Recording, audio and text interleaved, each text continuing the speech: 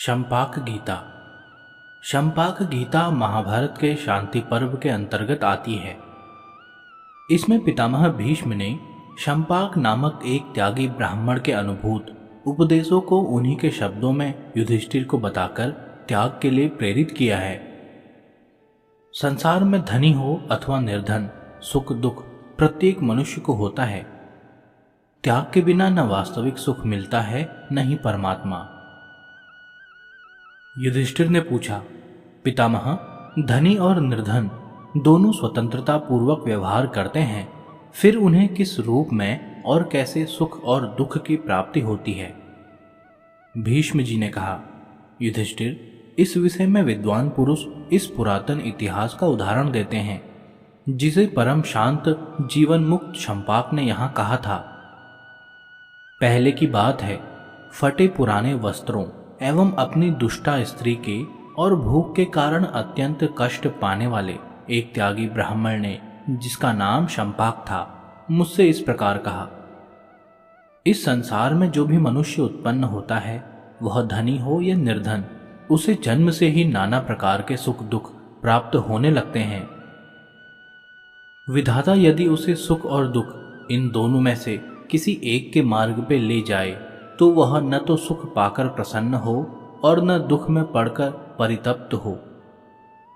तुम तो कामना रहित होकर भी अपने कल्याण का साधन नहीं कर रहे हो और मन को वश में नहीं कर रहे हो। इसका कारण यही है कि तुमने राज्य का बोझा अपने पर उठा रखा है।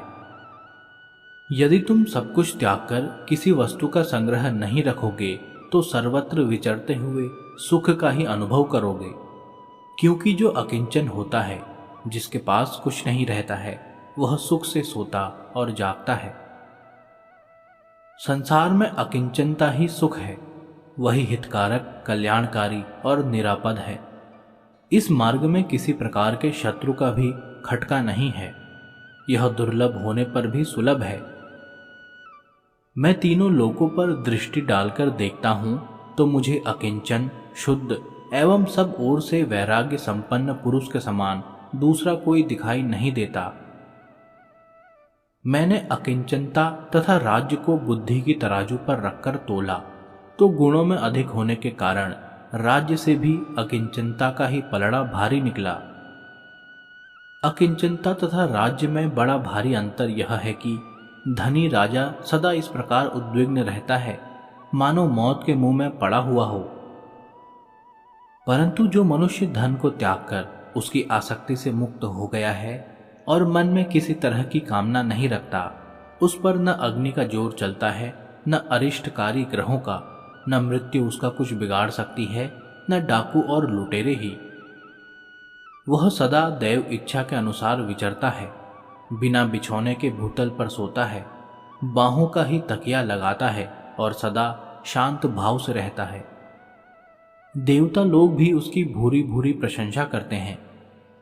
जो धनवान है, वह क्रोध और लोभ के आवेश में आकर अपनी विचार शक्ति को खो बैठता है, टेढ़ी आंखों से देखता है, उसका मुंह सूखा रहता है, भौहें चढ़ी होती हैं और वह पाप में ही मग्न रहा करता है। क्रोध के कारण वह ओंठ चबाता रहता है और अत्यंत कठोर वचन बोलता है। ऐसा मनुष्य सारी पृथ्वी का राज्य ही दे देना चाहता हो, तो भी उसकी ओर कौन देखना चाहेगा? सदा धन संपत्ति का सहवास मूर्ख मनुष्य के चित्त को लुभाकर उसे मोह में ही डाले रहता है। जैसे वायु शरद ऋतु के बादलों को उड़ा ले जाती है, उसी प्रकार वह संपत्ति मनुष्य के मन को हर लेती है। फिर उसके ऊपर रूप का अहंकार और धन का मद सवार हो जाता है और वह ऐसा मानने लगता है कि मैं बड़ा कुलीन हूं, सिद्ध हूं, कोई साधारण मनुष्य नहीं हूं। रूप, धन और कुल, इन तीनों के अभिमान के कारण उसके चित्त में प्रमाद भर जाता है। वह भोगों में आसक्त होकर बाप दादों के जोड़े हुए पैसों को खो बैठता है और दरिद्र होकर दूसरों के धन को हड़प लाना अच्छा मानने लगता है। इस तरह मर्यादा का उल्लंघन करके जब वह इधर उधर से लूट खसोट कर धन ले आता है, तब राजा उसे उसी प्रकार कठोर दंड देकर रोकते हैं, जैसे व्याध बाणों से मारकर मृगों की गति रोक देते हैं। इस प्रकार मन को तप्त करने वाले और शरीर के स्पर्श से होने वाले ये नाना प्रकार के दुख मनुष्य को प्राप्त होते हैं। अतः अनित्य शरीरों के साथ सदैव लगे रहने वाले पुत्रैषणा आदि लोक धर्मों की अवहेलना करके अवश्य प्राप्त होने वाले पूर्वोक्त महान दुखों की विचार पूर्वक चिकित्सा करनी चाहिए।